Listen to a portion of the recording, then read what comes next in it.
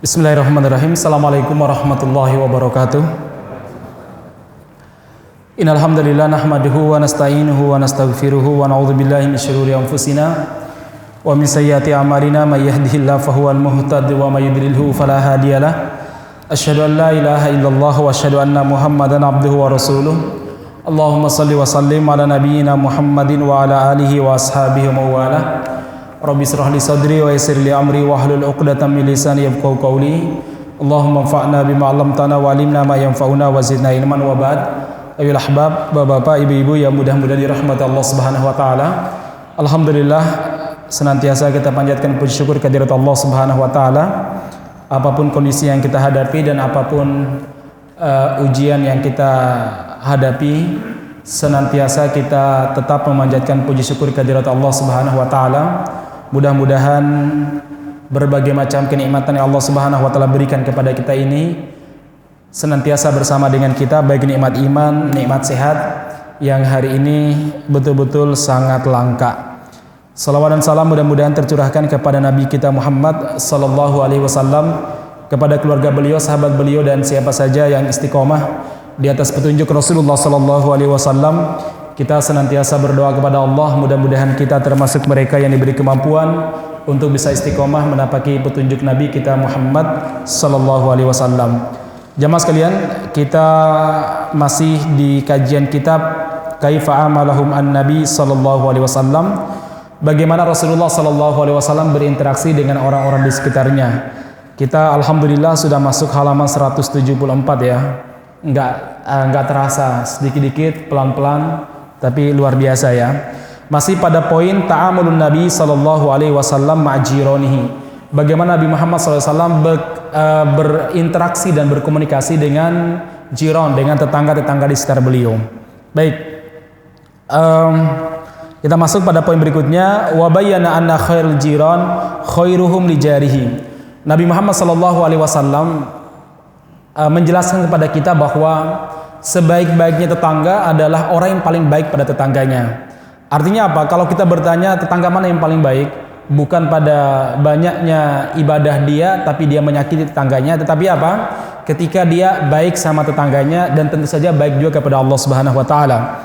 Ini ada sebuah hadis dari Abdullah bin Umar, Abdullah bin Amri radhiyallahu anhuma qala Rasulullah sallallahu alaihi wasallam, Nabi Muhammad sallallahu alaihi wasallam bersabda, khairul ashab indallahi khairuhum li sahibihi. Sahabat yang paling baik di mata Allah adalah orang yang paling baik pada sahabatnya. Wa khairul jirani indallah khairuhum li jarihi. Dan sebaik-baiknya tetangga di mata Allah adalah orang yang paling baik pada tetangganya. Soal lagi, khairul ashab li ashabihi indallah. Sebaik-baik sahabat di mata Allah Subhanahu wa taala adalah orang yang paling baik pada sahabatnya. Wa khairul jiran indallah khairuhum li jarihi. Dan sebaik-baiknya tetangga di mata Allah adalah orang yang paling baik sama tetangganya. Nah, jamaah sekalian yang mudah-mudahan dirahmati Allah Subhanahu wa taala, ini tentang begitu pentingnya kita menghormati tetangga. Kemarin saya sudah menyampaikan banyak hal terkait masalah tetangga. Salah satunya surga dan neraka itu ditentukan salah satunya dengan baik buruknya perilaku kita kepada tetangga kita. Nah, di sini Rasulullah Shallallahu alaihi wasallam menjelaskan bahwa orang yang paling baik, sahabat yang paling baik adalah sahabat yang paling baik sama sahabatnya, dan tetangga yang paling baik adalah tetangga yang paling baik sama tetangganya. Nah, jamaah sekalian yang mudah-mudahan dirahmati Subhanahu wa taala, di sini disebutkan di antara bentuk kebaikan kita sama tetangga adalah satu, kaful ada, tidak menyakiti tetangga. Jelas kalau ini ya. Yang kedua, bali ihtimalil ada, bahkan bersabar atas perilaku tetangga yang buruk. Ini bagian daripada bertetangga yang baik ya. Jadi kalau tadi tidak boleh menyakiti, kalau ini disakiti tetangga sabar ya. Kemudian selanjutnya minar rifqi. Yang ketiga, kita harus berlaku sopan santun sama tetangga. Selanjutnya wa isda'il khairi wal ma'ruf. Kemudian memberikan kebaikan apapun yang kita miliki untuk mereka. Di antara bentuk kebaikan tersebut adalah ayyabda bisalam. Kalau berjumpa dengan tetangga, kita memulai memberikan salam, jangan minta disalamin. Memulai menyapa, jangan minta disapa dulu. Walaupun mungkin secara umur atau mungkin secara strata sosial atau mungkin secara kedudukan, jabatan dan lain sebagainya, kita mungkin lebih daripada tetangga kita. Tetapi bagian daripada kebaikan berbuat sama tetangga adalah kita memulai menyapa mereka tanpa harus menunggu sapaan mereka dan memberikan salam kepada mereka tanpa harus menunggu salam dari mereka. Kemudian selanjutnya wa ya'uduhu fil marad. Di antara bentuk kebaikan yang kita bisa perbuat kepada tetangga kita yaitu menjenguk mereka saat sakit, kecuali sakit corona ya, yang tidak bisa dijenguk tentunya ya. Kemudian wa yu'azzihi indal musibah, menghiburnya tak kala dia dirundung oleh musibah. Musibah baik musibah terkait masalah kesehatan, musibah terkait masalah keluarga, kecelakaan dan lain sebagainya. Maka kita sebagai seorang muslim dan kita sebagai tetangga, kita harus menghibur dia. Wa yuhanni'ahu indal farah. Di antara hak tetangga dan bentuk perbuatan baik sama tetangga adalah mengucapkan selamat kalau dia itu lagi gembira. Dia istrinya baru lahiran. Kita harusnya menjadi orang yang pertama kali nelpon dia, WA dia, selamat atas kelahiran bayinya. Syukur-syukur dilanjutkan dengan doa, barakallahu laka fil mauhub bilaka wa syakartal wahib wa balaga syudda wa rizqa birrah dan lain sebagainya. Nah, jamaah sekalian, jadi sekali lagi ini bagian daripada cara berbuat baik sama tetangga, yaitu yuhanni'ahu indal farah. Kita memberikan ucapan selamat atas kebahagiaan yang didapatkan. Ketika anaknya lulus dari kuliah, berikanlah ucapan selamat. Ketika dia sembuh dari sakit, berikanlah ucapan selamat. Ini sekali lagi di antara tata cara Nabi Muhammad SAW membangun komunikasi dengan tetangga-tetangga di sekitarnya, sehingga tetangga-tetangganya itu merasa senang dengan keberadaan Nabi Muhammad SAW. Seakan-akan mereka adalah orang yang paling istimewa di mata Rasulullah SAW. Bayangkan kalau tetangga yang sedih, Nabi Muhammad SAW menghiburnya. Kalau tetangganya itu sakit, Nabi Muhammad SAW datang menjenguknya. Dan kalau tetangga tersebut mendapatkan kebahagiaan, beliau tidak iri, dan kita juga harus demikian. Tetapi justru Nabi Muhammad SAW memberikan ucapan selamat kepada tetangga-tetangga beliau yang mendapatkan kebaikan dan kebahagiaan. Ketika cucunya lahir, ucapkanlah selamat kepada dia. Ketika dia berhasil melunasi rumahnya misalkan ya, ucapkanlah selamat sekarang jadi tetangga saya yang sebenarnya. Kalau dulu mungkin setengah-setengah ya. Baik, ya kayak sekarang lah pemberlakuan aturan PPKM ya. Setengah-setengah. Saya masih begini, rumah ibadah ditutup tapi proyek dan konstruksi dan lain sebagainya tetap jalan. Saya jadi bingung gimana nih caranya ya. Dan saya baca terbaru kalau Mas Gibran memperbolehkan mal buka ya. Udahlah, biar perang sama bapaknya. Nah, jemaah sekalian, selanjutnya wa yusyarikahu as-surura bin ni'mati. Kemudian melibatkan diri dalam kebahagiaan yang dirasakan oleh tetangga kita. Jangan sampai tetangga kita ini bahagia, kita yang sedih.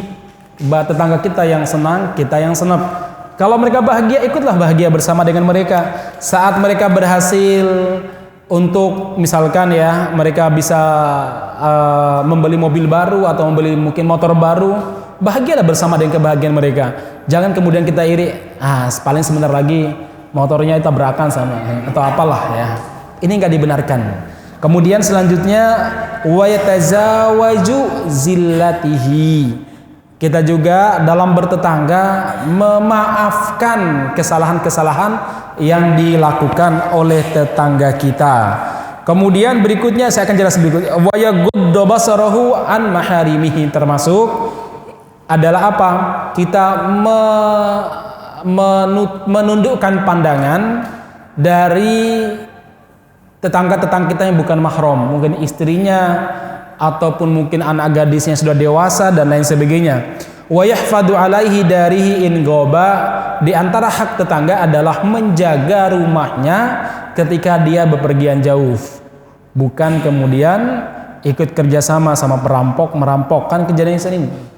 Yang merampoknya adalah tetangganya. Memang dia bukan langsung, tapi dia yang berikan jalan kepada perampok. Hari ini banyak juga ya.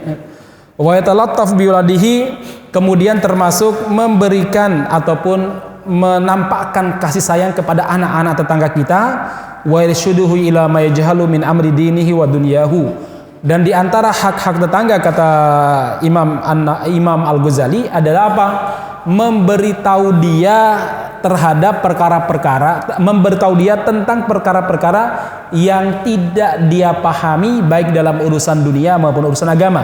Ini bagian daripada berbuat baik sama tetangga. Nah, itu semuanya menurut Imam Abu Hamid Al-Ghazali itu hak-hak tetangga yang harus kita tunaikan agar kita mendapatkan gelar di sisi Allah Subhanahu wa taala, khairul jari indallah. Sebaik-baiknya tetangga di mata Allah, khairuhum li jarihi, adalah orang yang paling baik kepada tetangganya ya, di mata Allah Subhanahu wa taala. Baik. Itu poin. Selanjutnya adalah apa? Wa bayyana annal jara kullama kana aqrabu kana haqqahu a'dham. Nabi Muhammad sallallahu alaihi wasallam memberitahu kepada kita bahwa tetangga itu semakin dekat dengan rumah kita, haknya itu semakin besar. Haknya semakin tinggi dibandingkan tetangga-tetangga yang agak jauh. Nah, suatu waktu ibunda kita Aisyah radhiyallahu anha cerita sama suaminya Nabi Muhammad.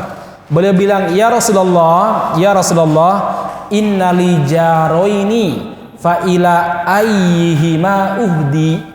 Ya Rasulullah, saya itu punya dua tetangga. Cuma saya itu pingin hadiahi mereka. Barang hadiah yang saya miliki cukup untuk satu tetangga. Ya Rasulullah, kira-kira yang paling layak saya berikan kepada siapa hadiah saya? Nabi Muhammad sallallahu alaihi wasallam mengatakan, ila aqrabihima minki baban, yaitu tetangga yang paling dekat pintu rumahnya denganmu.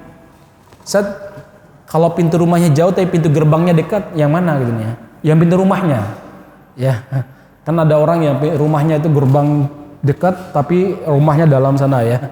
Yang paling dekat pintu rumahnya jamaah sekalian. Itulah orang yang paling layak mendapatkan kebaikan dari seorang tetangga. Nah, di sini beberapa hal yang bisa kita ambil kesimpulan, di antaranya tentang semangatnya Aisyah radhiyallahu anha untuk berbagi dengan tetangganya. Ini perlu kita wariskan, berbagi dengan tetangga, karena mereka adalah orang-orang yang akan merasakan derita yang kita alami dan orang yang paling pertama kita mintai bantuan saat kita membutuhkan pertolongan. Yang kedua adalah apa? Kalau tidak paham, tanya ulama.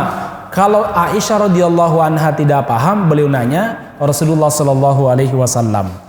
Baik jemaah sekalian, itu kepentingan terkait masalah kenapa tetangga kita itu yang paling dekat lebih berhak mendapatkan kebaikan dari kita. Alasannya para ulama, kenapa? Karena mereka inilah orang yang satu paling tahu tentang kondisi kita. Nikmat yang kita rasakan, yang paling tahu adalah tetangga dekat kita. Derita yang kita rasakan, yang paling tahu tetangga dekat kita. Bahkan mungkin isi rumah kita yang paling tahu itu adalah siapa? Tetangga dekat kita. Ini satu. Yang kedua kata beliau, ya kata kata Imam, bukan beliau yang ngomong ya, kata Imam Ibnu Hajar Al-Asqalani, kenapa? Karena tetangga kita yang paling dekat adalah orang yang paling cepat membantu kita saat kita mendapatkan musibah ataupun ujian. Nah, jemaah sekalian, ini poin kedua. Poin yang ketiga yang diajarkan oleh Nabi berikutnya maksud saya dalam bertetangga adalah mungkin ada yang bertanya, tetangga kita itu standarnya berapa orang? Nah, di sini ada perbedaan pendapat di kalangan para ulama. Ada yang mengatakan bahwa tetangga kita itu standarnya 40 belakang, depan, kiri, kanan. Samping kiri, samping kanan. Itu tetangga kita 40 rumah di belakang, 40 rumah ke samping, 40 rumah ke sebelah kiri, 40 rumah sebelah ke arah depan. itu semuanya adalah tetangga kita. Wakeman ya. Iya. Tapi kan ada tetangga dekat, ada tetangga jauh. Dan yang paling berhak mendapatkan kebaikan dari kita adalah mereka yang paling dekat dengan kita. Ini pendapat yang dikemukakan oleh Imam madhab Malikiyah. Jadi menurut madhab Maliki itu ya 40 depan, belakang, kiri, kanan. Nah, sementara menurut Abu Hanifah, tetangga itu standarnya adalah al-mulasaq, yaitu orang yang langsung berdampingan dengan kita. Ya, jadi kalau ada rumah berdampingan bersamping langsung kita, ya itu tetangga. Kalau sudah rumah ketiga, 4, 5 itu bukan tetangga lagi. Ini menurut Abu Hanifah. Jadi kalau ke kanan yang langsung dekat dengan kita, ke kiri ya yang langsung bersampingan dengan kita, demikian juga depan belakangnya. Ini menurut Abu Hanifah. Subhanallah ya. Para ulama tuh sampai membahas sedetail seperti ini. Tetangga tuh yang mana? Kenapa para ulama sampai membahas sedetail begini? Karena ini terkait tentang perintah syara, perintah Islam untuk berbuat baik sama tetangga. Kemudian kalau menurut sebagian ulama, yaitu orang yang kalau kamu berteriak suaramu kedengaran, bukan teriaknya pakai horn ya, teriaknya pakai apa namanya, pakai suara ya, kita bilang mas. Nah kalau dia denger itu mau rumah 2, 3, 4, oh itu masih tetangga kita. Tapi kalau udah nggak dengar, maksudnya karena telinganya normal gitu ya. Kalau udah nggak dengar, berarti bukan sudah tetangga kita udah ya. Ini standar menurut sebagian para ulama. Ya, sejauh mana suara kita terdengar, sejauh itu pula tetangga kita. Nah, berarti yang paling keras suaranya paling banyak tetangganya, gitu ya. Yang paling keras suaranya paling banyak tetangganya nih ya. Berarti kewajiban dia makin banyak juga. Wakila, sebagian para ulama berpendapat bahwa tetangga itu adalah orang yang sholat subuh bersama dengan kamu di masjid. Ini orang sholat subuh walaupun berdampingan orang tetangga gitu ya. Kecuali kalau dia kafir ya. Kalau dia kafir ya nggak mungkin sholat, tapi tetap tetangga kita. Kalau muslim itu ya standarnya sholat subuh nggak sama dengan Anda. Kalau nggak sholat subuh dengan Anda berarti bukan tetangga Anda ya. Baik, wal aqrab menurut pendapat Syekh Shalih Al-Munajjid, dari sekian pendapat tersebut menurut beliau yang paling logis adalah disesuaikan dengan uruf. Apa uruf? Tradisi. Jadi kalau tradisi mengatakan bahwa satu RT tetangga, ya satu RT itu ya. Kalau uruf mengatakan bahwa tetangga itu adalah sakampung, ya sakampung. Tapi kalau menurut tradisi berlaku di tengah masyarakat kita, tetangga adalah 2 rumah ke depan, belakang, kiri, kanan, ya itulah tetangga. Jadi standarnya adalah apa? Standarnya adalah kebiasaan yang terjadi di tengah masyarakat, adat masyarakat. Ini kita tetangga apa mboten ya? Kan ada sebagian masyarakat itu satu RT itu ya tetangga. Tapi masyarakat kota itu tetangga itu ya samping rumah pas. Ya, di belakang kalau udah diselangi satu rumah ya bukan tetangga. Kan begitu kalau masyarakat kota. Bahkan kadang saking egoisnya samping rumah saja nggak dianggap sebagai tetangga. Orang semakin kota itu kadang semakin egois terkait masalah hubungan pertetanggaan. Beda kalau orang kampung. Kalau orang kampung kan luar biasa kan, ya. Orang kampung sak kampung ya tetangga. Kalau ada yang ngerewang ya kabeh semuanya ikut ngerewang ya. Baik masalah muslimin, itu terkait batasan tetangga. Poin ketiga ya. Poin berikutnya adalah wahatha ala ihda'il jiran li ba'dihim walau bisyai' al-yasir. Nabi Muhammad SAW menyemangati kita, memotivasi kita untuk saling berbagi sesama tetangga, walaupun dengan barang yang nilainya mungkin tidak seberapa. Nah, orang yang berbagilah walaupun dengan barang yang tidak seberapa. Orang yang menerima tidak boleh meremehkan hadiah dari tetangganya. Walaupun kata Nabi Muhammad SAW dalam sebuah hadis, ya nisa al muslimat, Wahai wanita-wanita muslimah, ibu-ibu, la tahkiranna jaratun li jaritiha walau farasna syatin. Wahai wanita-wanita muslimah, kalian tidak boleh meremehkan tetangga kalian walaupun dengan kuku kambing.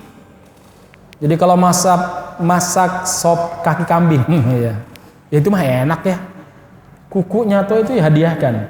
Walaupun maksud begini, mungkin kalimat itu kalimat mubalaghah ya, kalimat majas. Tetapi Nabi Muhammad SAW hendak memberitahu kepada kita, satu, hendaklah kita berbagi dengan tetangga kita semampu yang kita miliki. Satu, dan gak boleh meremehkannya. Yang kedua, kita kalau diberi hadiah sama tetangga kita, walaupun satu buah apel atau satu buah salak misalkan ya, udah terima saja, Anda gak boleh meremehkannya. Yang memberi tidak boleh meremehkan pemberian, yang menerima tidak boleh meremehkan apa yang diterima. Ini enak kalau sudah seperti itu. Soalnya kalau ini sikap nggak pernah kita bangun, akhirnya kita itu nggak pernah berbagi sama tetangga kita. Nunggu yang bagus. Kan kadang terutama ibu-ibu ini ya, mau berbagi apa tuh, masa gini mas? Cuma sepiring doang, buat tambah meneh masnya. Udah semampu begitu ya, begitulah kita berikan. Nah kepada yang samping nggak boleh meremehkan apa yang diberikan sama tetangganya. Kadang kita ini begini, terjerat oleh tradisi dan terjerat oleh penilaian manusia, akhirnya tidak bisa berbagi mungkin sekali sebulan atau mungkin bahkan sekali setahun pas Ramadan toh. Itu aja mungkin berbagi kita. Kenapa? Karena terjerat sama tradisi. Jadi seakan-akan kalau nggak punya yang bagus banget tuh kita nggak bisa menghadiahkan karena khawatir yang sebelah atau yang dihadiahi akan berkata dan lain sebagainya. Berikan kata Rasul, apapun yang Anda miliki, berikan kepada dia. Walaupun mungkin tadi dalam sebuah riwayat Rasulullah SAW mengatakan begini.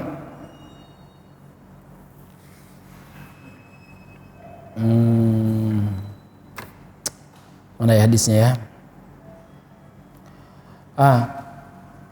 Inna khalili sallallahu alaihi wasallam ini ya Abu Dzar, wahai Abu Dzar, idza tabakhta mirqatan fa'akthir ma'aha wa ta'ahad jironaka.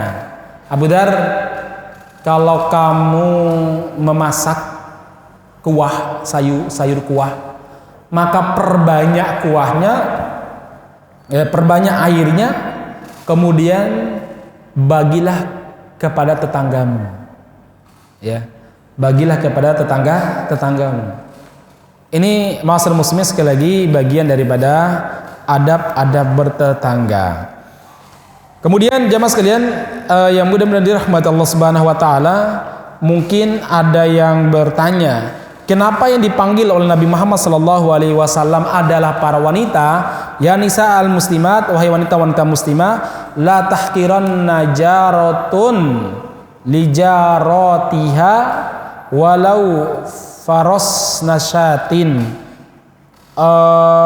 Wahai wanita-wanita muslimah, jangan meremehkan tetangga-tetangga kalian dalam masalah hadiah, walaupun hadiah tersebut adalah kuku kambing. Kuku kambing. Kalau kuku kambing itu masih bisa disop nggak, Pak? Masih bisa aja ya. Kalau kita di Jawa kan sebenarnya aromanya ya enak ya. Baik, jemaah sekalian. Kenapa perempuan yang dipanggil?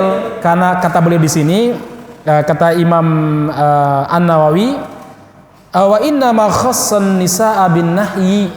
Kenapa larangan itu dalam hadis ini ditujukan kepada perempuan? Li'anna nisa, karena perempuan itu yaktur minhunnal ihtikar lil mahdi aw lil muhdi. Li'annahunna aktsar ittisalan bil jiran min ar-rijal bi hukmil makthi wal qarari.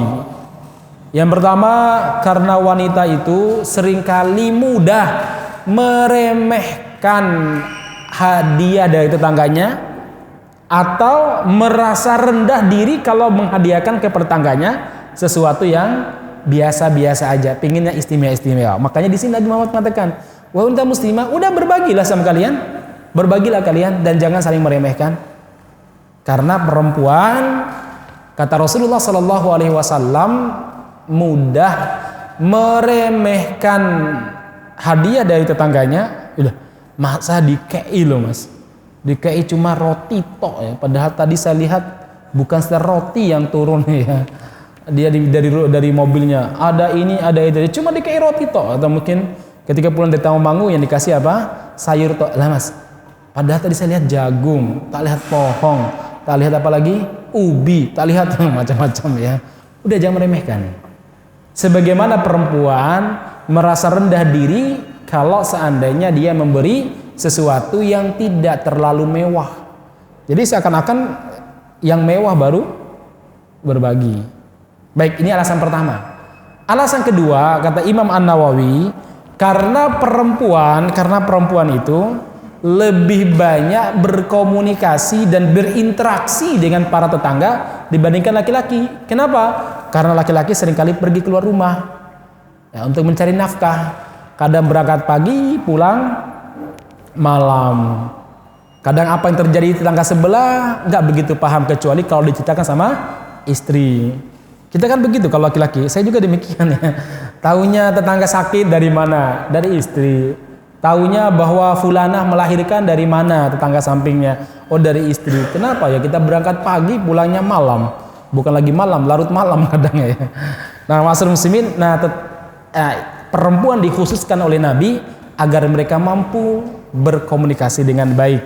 Karena merekalah orang yang paling sering berkomunikasi dan berinteraksi dengan para tetangga. Baik jamaah sekalian, yang mudah-mudahan dirahmati Allah Subhanahu wa taala. Poin berikutnya adalah apa? Yaitu membiasakan diri untuk berbagi dengan tetangga. Kalau tadi sesekali, kalau ini membiasakan diri. Jadi perlu dibiasakan berbagi itu. Perlu dibiasakan, tidak perlu menunggu momentum-momentum istimewa. Nunggu keluar kota dulu, misalkan. Nunggu Lebaran atau nunggu Ramadan. Tidak perlu demikian. Ya, kapan kita punya kesempatan, berbagilah dengan mereka. Rasulullah Shallallahu Alaihi Wasallam pernah bersabda kepada Abu Dar bercerita, Inna kholili Sallallahu Alaihi Wasallam, sesungguhnya kekasih saya Rasulullah Shallallahu Alaihi Wasallam, ausoni, memberi wasiat kepadaku, idza tabakhta marokan fa'akthir ma'ahu. Kalau saya memasak kuah, Rasul menyuruh saya untuk memperbanyak airnya. Tsumma anduru ahla baitin min jiranika fa asabbahum minha bima'rufin. Kemudian saya diperintahkan untuk mencari tetangga-tetangga saya, kemudian saya berikan apa yang saya masak. Ini wasiat Rasulullah Shallallahu Alaihi Wasallam kepada Abu Dar Al-Ghifari radhiyallahu anhu. Jamaah sekalian, suatu waktu para sahabat lagi berdiskusi terkait tentang cinta kepada Allah. Mereka ingin dicintai sama Allah dan ingin dicintai oleh Rasulullah Sallallahu Alaihi Wasallam.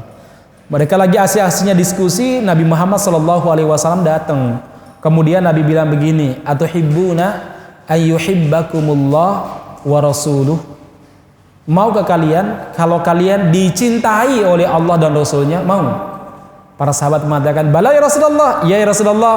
Kalau begitu, ihfad thalatha khisalin. Kalau begitu, jaga 3 karakter selalu ada pada kamu. Jagalah 3 karakter ini agar senantiasa ada pada kamu. Kalau kamu ingin mencintai, ya dicintai oleh Allah dan dicintai oleh Rasulnya. Apa itu? 1, sidqu hadithin. Yang pertama, jujur saat berbicara. Bukan the king of lip service ya. Baik, itu kayaknya perlu diramaikan tuh. Jadi teman-teman sekalian, jujur saat berbicara agar Allah Subhanahu wa taala mencintai Anda dan agar Rasul mencintai kita. Yang kedua, ada amanah. Senantiasa menunaikan amanah. Amanah apa saja? Amanah kepemimpinan ditunaikan dengan baik, dititipi ditunaikan dengan baik. Kadang kita itu kadang meremehkan masalah titipan kadang kita ini ya. Titipan, yang nggak saya nggak antum mungkin kadang titipan itu lupa ini. Amanah, padahal itu amanah. Atau yang paling berbahaya lagi meremehkan pinjaman buku. Kita sering minjam buku karena mungkin nggak ditanya-tanya sama yang punya, atau mungkin minjamnya di perpustakaan masjid nggak balik-balik. Ini hal-hal yang sebenarnya itu adalah amanah yang bisa mengurangi muruah kita kalau tidak jaga, mengurangi nilai kita di mata manusia, apalagi di mata Allah dan di mata Rasulnya. Baik, yang ketiga kata Rasulullah, husnijar, hendaklah kalian itu berbuat baik sama tetangga. Kenapa? Fa inna musa'atal jari, karena berlaku buruk sama tetangga, tamhu al hasanati, akan menghancurkan ataupun akan menghapus kebaikan-kebaikan kita, kama tamhus syamsu al jalida, sebagaimana matahari itu menghabiskan bongkahan es. Jadi kan ada bongkahan es ya. Nah, bongkahan es itu kalau disinari oleh matahari lama kelamaan mencair. Demikian juga lah perbuatan buruk sama tetangga itu akan mencairkan, menghilangkan kebaikan-kebaikan kita. Nah, ini ma'asyiral muslimin. Baik, jemaah sekalian yang mudah-mudahan dirahmati Subhanahu wa taala. Nabi Muhammad SAW juga pernah bersabda dalam hadis riwayat Tabrani, hadisnya sahih, Nabi tidak beriman kepadaku man bata syaba'an, orang yang malam harinya dia tidur dalam keadaan kenyang, wajaruhu ja'i'un ila janbihi wa huwa ya'lam, padahal tetangga di samping rumahnya kelaparan dan dia ngerti kalau tetangganya lapar. Orang ini tidak beriman kepada apa yang aku bawa, kata Rasulullah sallallahu alaihi wasallam. Nah, jemaah sekalian yang mudah-mudahan dirahmati Allah Subhanahu wa taala. Jadi sekali lagi, kebiasaan berbuat baik sama tetangga itu menjadi kebiasaan para sahabat pada sejak zaman Nabi Muhammad sallallahu alaihi wasallam. Mereka terbiasa makan apa nanti ngundang Nabi. Ya, makan apa nanti ngundang siapa. Sampai disebutkan para sahabat tuh nggak biasa makan siang dan makan malam itu sendiri, itu nggak biasa. Mereka pasti manggil orang. Disebutkan dalam sebuah riwayat yang saya dengar dari para masyayikh bahwa para sahabat ketika habis zuhur itu kadang berdiri di depan pintu. Ada berapa orang berdiri, ngapain? Manggil orang untuk diajak makan siang bersama. Mas, yuk makan siang di rumahku yuk. Istri kebetulan masak masak pete misalkan ya, atau masak daging, yuk ke rumah yuk. Udah, nanti mungkin dia bawa 2 orang, nanti yang lain lagi ngajak, yuk ke rumah saya loh, kebetulan saya dapat hadiah kambing dari tetangga saya, tak masak banyak, enak, ayo masuk ya. Jadi para sahabat begitu. Bahkan nanti habis sholat isya mereka juga nunggu di depan pintu, ngajak para ashabus sufah, orang-orang miskin yang tinggal di Madinah, di Masjid Madinah, tapi kadang juga mengajak orang lain. Dan orang yang paling sering seperti itu adalah Abu Bakar, Umar, kemudian tentu Rasulullah Shallallahu Alaihi Wasallam. Jadi sampai orang-orang miskin itu senantiasa berharap supaya ketemu Abu Bakar. Jadi satu malam atau satu hari Abu Bakar itu tidak sholat di masjid, maksudnya keluar kota, itu terasa sumpek bagi mereka itu ya. Kenapa? Orang yang berbuat baik ya, yang biasanya makan bareng di rumah Abu Bakar nggak bisa lagi makan bareng. Tapi terkadang jamaah sekalian, Abu Bakar itu sengaja kalau beliau pergi punya hajat, nitip sama keluarganya, nanti tolong buatkan makanan begini-begini, letakkan di ruang depan, nanti biar diurus sama anak laki-laki kita. Begitu, nanti orang-orang miskin datang ataupun siapalah datang di rumahnya Abu Bakar As-Siddiq radhiyallahu anhu. Jadi bagi mereka itu biasa, pintunya itu buka terus untuk menerima tamu dan untuk memberi makan kepada orang itu biasa. Ya, buka pintu ya. Saya lihat kebiasaan itu konon di Afghanistan, Pak. Afghanistan sampai sekarang begitu. Jadi kalau di Afghanistan itu, Anda kalau jalan di desa-desa, Anda harus menyediakan perut yang ususnya lebar. Kenapa? Karena Anda akan dipanggil kalau nggak makan, sekedar minum kopi atau minum teh. Jadi orang tuh kalau jalan itu, mas mampiro. Jadi konon di daerah-daerah pedesaan Afghanistan itu ada di depan rumah itu ada semacam apa namanya, tempat duduk Pak, tempat duduk. Kalau di sini saya nggak pernah lihat ya. Kalau sekarang kita mungkin teras lah. Kalau zaman saya kecil ada semacam gubuk kecil. Jadi memang sengaja dibangun depan rumah sama orang tua itu. Ngapain? Tadi kalau ada tetangga yang datang atau apa, kadang jamu mereka di situ. Sini mas, harus minum dulu, berhenti. Lewat lagi ketahuan sama tangganya atau orang, sini dulu, ayo makan dulu ya. Masya Allah, ini tradisi yang luar biasa di kalangan kaum muslimin. Setahu saya di sebagian Jawa kuno, maksudnya Jawa yang pedalaman, ini masih terbiasa Pak, masih terbiasa. Yaitu apa? Mereka sering mengundang orang-orang atau mengundang siapalah untuk makan bersama. Saya dulu pernah setahun itu ngisi di sebuah kampung daerah Simo sana. Daerah Simo, daerah agak pedalam, kampung ya. Jadi kalau pulang kajian itu kita harus sediakan perut sama sediakan plastik. Jadi kalau nggak kuat makan, dimasukkan plastik. Ya. Apalah rengginang, apa-apa ke kacang, ya. Apa kedelai atau apa yang mereka masak, jagungnya. Nah ini tradisi yang baik sebenarnya, yaitu berbagi. Baik, nah ini ada cerita. Suatu waktu jamaah sekalian, Anas bin Malik diminta oleh ibunya untuk memanggil Nabi karena ibunya Anas itu masak masakan yang istimewa lah. Nas, panggil Nabi yuk, datang ya untuk makan bersama dengan kita. Akhirnya Anas bin Malik berangkat menemui Rasulullah SAW. Kemudian beliau menyampaikan pesan ibunya. Lalu Nabi bertanya kepada Anas, waman indi, apakah orang-orang yang bersama dengan saya, maksudnya para sahabat saya ini juga boleh ikut? Anas bin Malik karena anak kecil, nah boleh Rasulullah. Akhirnya inhadu, semua yuk berangkat ke rumahnya Ummu Sulaim. Ummu Sulaim itu ibunya Anas bin Malik. Berangkatlah mereka. Ketika Ummu Sulaim melihat para sahabat jumlahnya kurang lebih 80, ya, padahal masakan beliau hanya cukup untuk 2-3 orang, kaget. Beliau pun memarah-marahi anaknya Anas bin Malik. Anas, disebutkan masana taya Anas, apa yang kamu lakukan? Kamu ngundang siapa aja ya Anas? Kemudian Anas mengatakan Rasulullah yang minta. Akhirnya Rasul datang, kemudian beliau mengatakan, ya Ummu Sulaim, wahai Ummu Sulaim, apakah kamu punya mentega, keju lah, ya, apa namanya, ya buat makan itu ya, mentega lauk gitu. Kemudian Ummu Sulaim mengatakan, ada ya Rasulullah, bawakan di hadapan saya.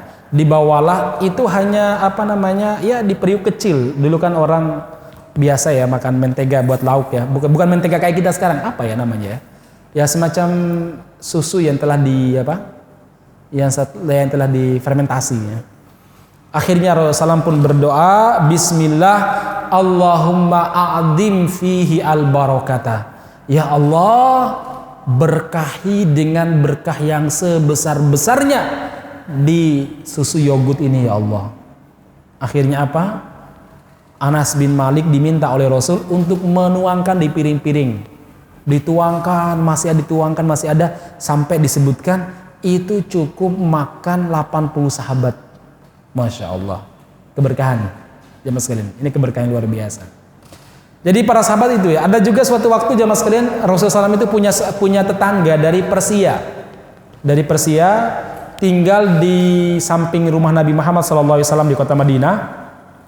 Nah suatu waktu dia ini memasak masakan yang lumayan istimewa, tapi terbatas. Dia bersama keluarganya pingin Nabi Muhammad SAW itu makan di rumah beliau. Akhirnya si tetangga ini datang. Saat itu Rasulullah SAW sedang duduk bersama dengan ibunda Aisyah radhiyallahu anha.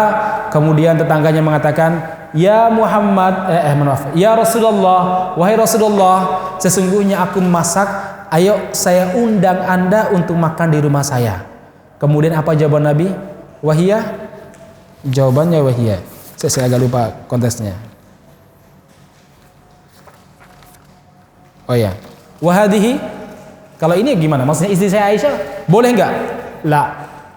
Kemudian Nabi Muhammad SAW, kalau begitu la, enggak. Pulang tetangga ini. Datang lagi. Ya Rasulullah, ayo makan di rumah saya. Ibu saya udah nunggu sini ya. Ini boleh istri saya. Boleh saya ajak? Enggak ya Rasul. Ya udah saya enggak juga dengan dia. Akhirnya balik lagi ketiga kalinya. Ya Rasulullah, ini ibu saya sudah nunggu Anda ya Rasulullah. Ayo makan di rumah saya. Ini boleh ikut enggak? Boleh ya Rasulullah. Ayo kita berangkat. Nah, jemaah sekalian, ini tradisi para sahabat mengundang orang untuk makan bersama dengan mereka. Mungkin ada yang bertanya, kenapa tetangga dari Persia itu nggak mau ngajak Aisyah? Karena dia khawatir makanannya nggak mencukupi, ya, makanannya nggak mencukupi. Jadi bukan karena benci sama Aisyah, nggak mungkin mereka benci sama Aisyah radhiyallahu anha. Nah, jemaah sekalian yang mudah-mudahan dirahmati Allah Subhanahu wa taala, bahkan jemaah sekalian, bagaimana menjaga tetangga itu suatu waktu sampai saat Ummu Salamah sedang satu selimut dengan Rasulullah sallallahu alaihi wasallam. Tiba-tiba ada kambing tetangganya masuk ke dalam rumahnya Ummu Salamah. Maklum dulu gak ada pagar.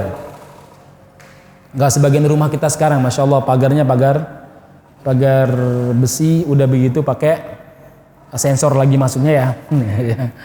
Sensor ya. Jadi kalau bukan suhu kita nggak bakalan terbuka. Kan ada yang kayak gitu juga sekarang. Nah, jemaah sekalian, masuk. Kemudian kambing ini makan, namanya rumah Nabi kan kecil ya. Langsung makan roti yang ditaruh oleh Ummu Salamah. Oleh Ummu Salamah di dekat pintu. Lalu Ummu Salamah pun merebut roti tersebut dari mulutnya kambing.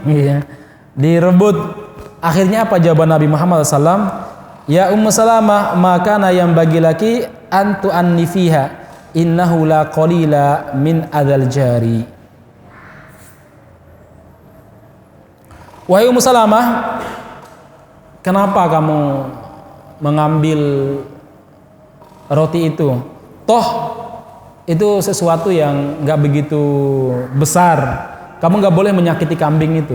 Sampai kambing tetangga boleh sakiti gara-gara rebut ngambil loh ya. Kenapa? La qaulila min adal jari. Sesungguhnya menyakiti tangga itu bukan dosa besar, bukan dosa kecil.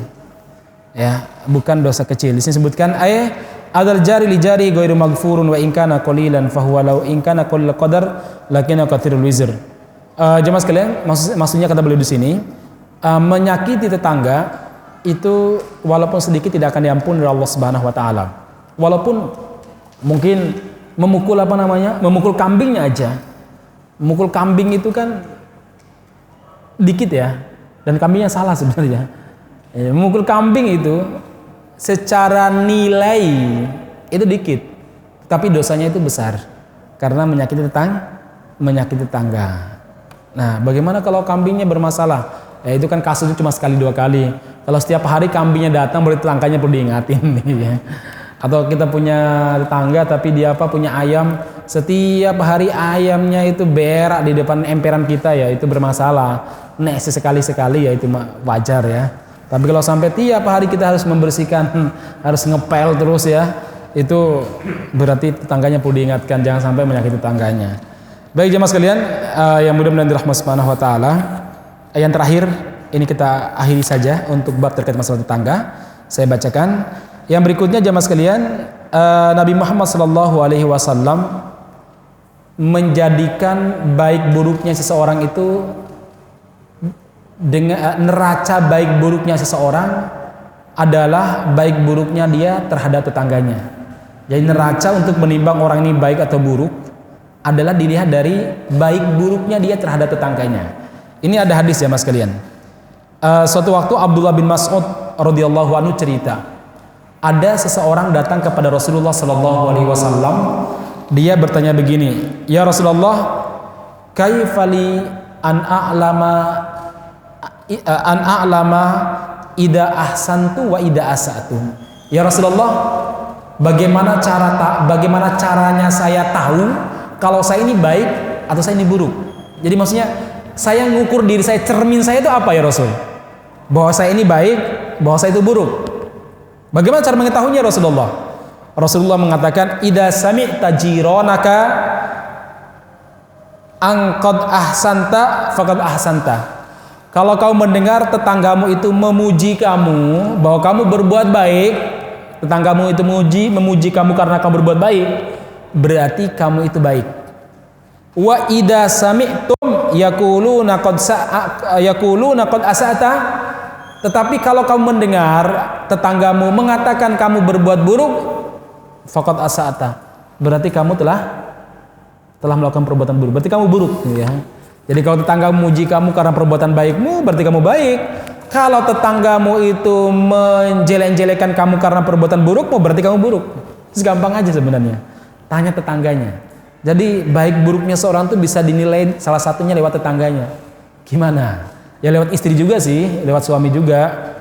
Nah, jamaah sekalian, yang mudah-mudahan dirahmati Allah Subhanahu wa taala, bahkan Nabi Muhammad SAW itu melarang kita untuk jangan melarang. Bagaimana ya? Nabi Muhammad SAW melarang kita untuk tidak melarang tetangga kita menaruh kayu di tembok rumah kita. Sampai seperti itu. Rasulullah bersabda, "Idasta'dana ahadukum jaruhu ayyaghraza khashbahu fi jidarihi fala yamna'uhu." Ya. Kalau seandainya tetangga kalian minta izin mau naruh kayu, mau naruh mungkin balok di temboknya ataupun di dinding rumahnya, jangan dilarang, izinkan. Sampai seperti itu. Hanya saja kata para ulama, illam yadur. Tentu saja ini kalau tidak memunculkan madorot. Kalau ternyata rumah kita ini bahaya, kalau taruh baloknya bisa nimpa anak-anak kita, atau mungkin akan membuat rumah kita rayapan dan lain sebagainya, kita boleh untuk menolak. Tetapi kalau ternyata nggak apa-apa, nggak masalah, ya nggak masalah jamaah sekalian. Jadi kalau mereka suatu waktu nitip, Pak, boleh nggak nitip parkir motor? Ini kebutuhan tetangga saya, keluarga saya banyak. Halaman saya nggak cukup atau rumah saya nggak cukup, izinkanlah, nggak boleh dilarang. Bagi masyarakat muslimin yang mudah-mudahan dirahmati Subhanahu wa taala, ini beberapa hak-hak terkait masalah tetangga dan beberapa adab maupun seni berkomunikasi dengan para tetangga kita. Masya Allah, sudah banyak sekali saya ceritakan di sini dan kita anggap bab terkait masalah tetangga sudah selesai. Kemudian di pertemuan berikutnya setelah nanti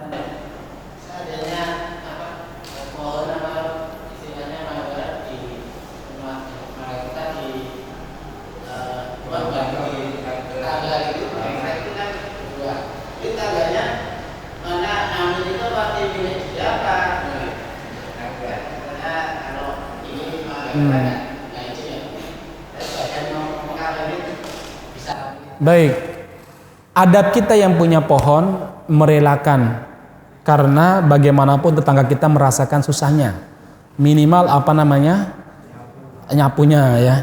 Ada tetangga kita sebelahnya harusnya minta izin sama kita. Jadi masing-masing ada adabnya, kan begitu Pak ya? Ya saling merelakan aja lah gitu ya. Ya Mas, nanti kalau ada mangga diambil nggak masalah gitu ya. Tapi yang di situ aja ya. Malu kalau ngomong gitu ya. Soalnya ada tetangga yang rodo-rodo nakal itu, malah yang ngambil bukan itu aja, di dalam juga. Loh, kata kemarin boleh. Jadi tafsirnya itu dilebarkan. Ya. Makanya sekali lagi itu satu. Yang kedua tentu sesuai tradisi. Tradisi di masyarakat seperti apa, itulah yang kita lakukan. Begitu ya. Baik, barakallahu fiikum ajmain. Subhanakallahumma rabbana bihamdika asyhadu an la ilaha illa anta astaghfiruka wa atubu ilaik. Walhamdulillahirabbil alamin. Selamat berjumpa lagi insyaallah 2 pekan ke depan. Mudah-mudahan semuanya sehat walafiat. Ya.